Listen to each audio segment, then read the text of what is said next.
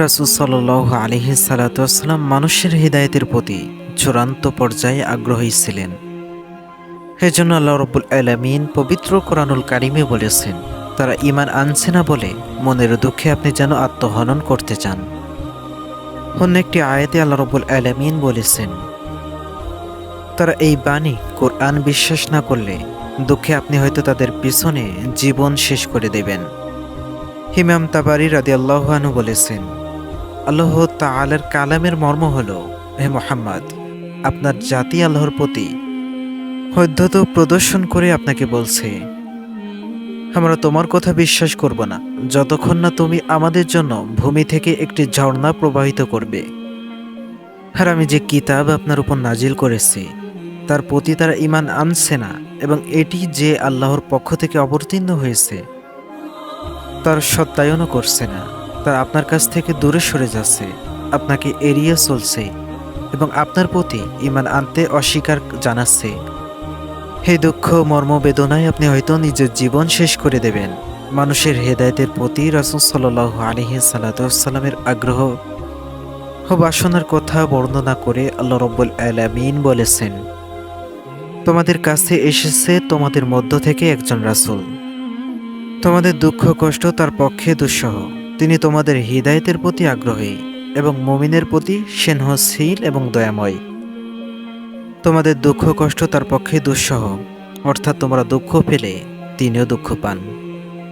তিনি তোমাদের প্রতি আগ্রহী, ফলে তোমাদের জন্য মঙ্গল কামনা করেন এবং তোমাদের নিকট কল্যাণ পৌঁছাতে চেষ্টা করেন। তোমাদেরকে ঈমানের দিকে পথ নির্দেশন করতে খুব আগ্রহবোধ করেন।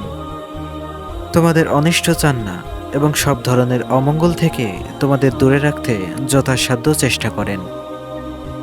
মুমিনদের প্রতি স্নেহশীল দয়াময়, অর্থাৎ মুমিনদের প্রতি তার মায়া মমতা তাদের পিতামাতার চেয়ে অনেক গুণ বেশি।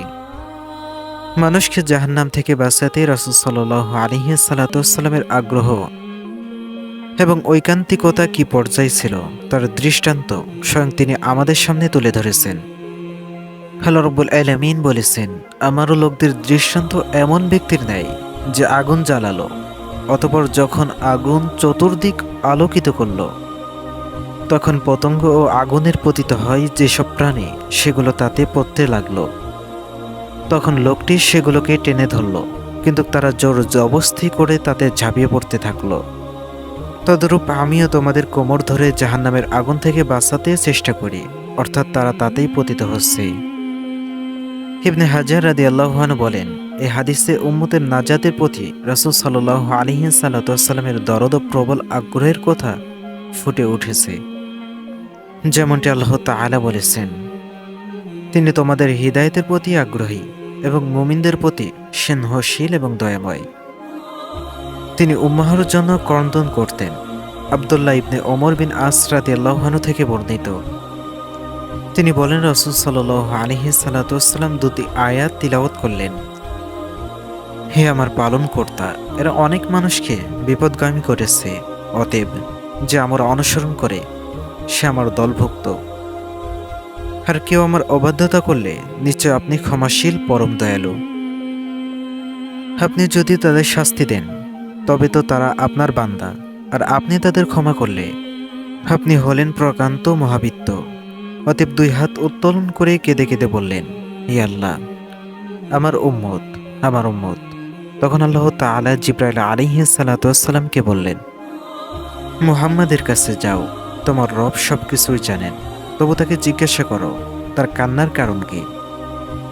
অতঃপর জিবরাইল আলাইহিস সালাম এসে তার কান্নার কারণ জিজ্ঞাসা করলেন। রাসূল সাল্লাল্লাহু আলাইহি সাল্লাম তাকে কারণ জানালেন। তখন আল্লাহ তাআলা বলেন, হে জিবরাইল, মুহাম্মাদের কাছে গিয়ে বলো, আমি আল্লাহ অচিরেই তোমার উম্মতের প্রতি সন্তুষ্ট হয়ে যাব এবং তোমাকে কষ্ট দেব না। তিনি সাল্লাল্লাহু আলাইহি সাল্লাম কারো ইসলাম গ্রহণের সংবাদে খুবই আনন্দিত হতেন। হাদী বিন হাতিম রাদিয়াল্লাহু আনহুর ইসলাম গ্রহণের ঘটনায় বর্ণিত হয়েছে, যখন রাসূল সাল্লাল্লাহু আলাইহি সাল্লাম তাকে দেখলেন তখন আদল গায়ে তাকে জড়িয়ে ধরলেন এবং বাইআত করালেন।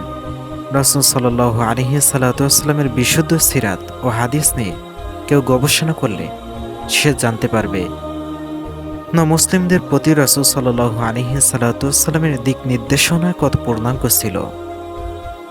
এখানে আমরা না মুসলিমদের সাথে তার উম্মত আচরণের কয়েকটি দৃষ্টান্ত তুলে ধরব, যেন আমরা ওমা আরসালনাকা ইল্লা রাহমাতাল লিল আলামিন, আমি তোমাকে বিশ্ববাসীর জন্য রহমত স্বরূপ প্রেরণ করেছি।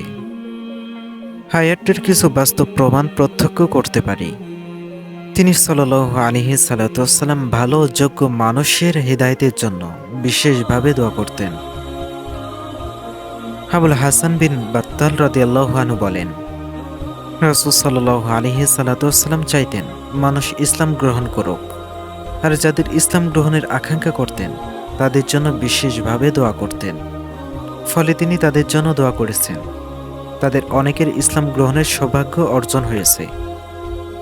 আব্দুল্লাহ বিন আব্বাস রাদিয়াল্লাহু আনহু থেকে বর্ণিত, রাসূল সাল্লাল্লাহু আলাইহি সাল্লাম দোয়া করলেন, হে আল্লাহ, আবু জাহেল ও ওমর বিন খাত্তাব এ দুজনের মধ্যে যে আপনার অধিক প্রিয়, তার মাধ্যমে ইসলামকে শক্তিশালী করুন। বর্ণনাকারী বলেন, তাদের দুজনের মধ্যে আল্লাহর কাছে অধিক প্রিয় ছিলেন ওমর বিন খাত্তাব রাদিয়াল্লাহু আনহু। প্রথম তিনি এভাবে দোয়া করেছিলেন।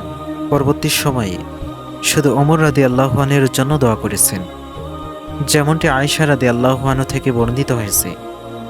তিনি বলেন, রাসূল সাল্লাল্লাহু আলাইহি সাল্লাম বলেছেন, হে আল্লাহ, বিশেষভাবে ওমর বিন খাত্তাবের মাধ্যমে ইসলামকে শক্তিশালী করুন। অবশেষে রাসূল সাল্লাল্লাহু আলাইহি সাল্লাম দোয়ার বরকতে ওমর রাদিয়াল্লাহু আনহু ইসলাম গ্রহণ করেন। অথচ অধিকাংশ মানুষ ওমর রাদিয়াল্লাহু আনহু ইসলাম গ্রহণের ব্যাপারে নিরাশ ছিলেন। এমনকি একজন তো বলেই দিয়েছিলেন, খাত্তাবের গাধা ইসলাম গ্রহণ করলেও করতে পারে, কিন্তু ওমরের ইসলাম গ্রহণের কোনো সম্ভাবনা নেই। তাই বলা যায়, রাসূল সাল্লাল্লাহু আলাইহি সাল্লামের দোয়াই উমর রাদিয়াল্লাহু আনহুর ইসলাম গ্রহণের মূল প্রভাব হিসেবে কাজ করেছে।